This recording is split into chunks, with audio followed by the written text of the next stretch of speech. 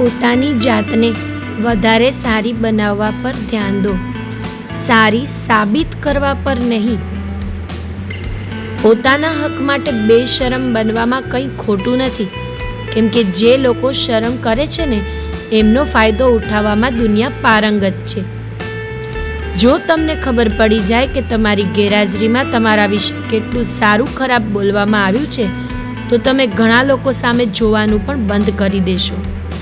મોંઘા ચંપલ મોટે ભાગે એ લોકો જ ખરીદતા હોય છે જેના ભાગ્યમાં ચાલવાનું બહુ ઓછું હોય. એ ભૂતકાળના પાના જે તમને દુઃખી કરે છે ને એને સળગાવીને જિંદગીની એક નવી શરૂઆત કરવામાં યાદ રાખજો, કંઈ જ ખોટું નથી. બદલાવ જો હિતમાં હોય ને તો કોઈ સંકોચ વગર બદલાઈ જવું જોઈએ. ભૂતકાળના કેદી બનીને ના રહેશો, કેમ કે એ માત્ર એક સબક હતું, ઉંમર કેદની સજા નહીં. જેને પોતાની અંદર રહેલી કોઈ ભૂલ નથી દેખાતી એને બીજાની અંદર ભૂલો સિવાય બીજું કાંઈ નથી દેખાતું. દુનિયા એક એવું બજાર છે જ્યાં સલાહ જથ્થાબંધ મળે છે અને સહકાર એ તો વ્યાજે મળે છે.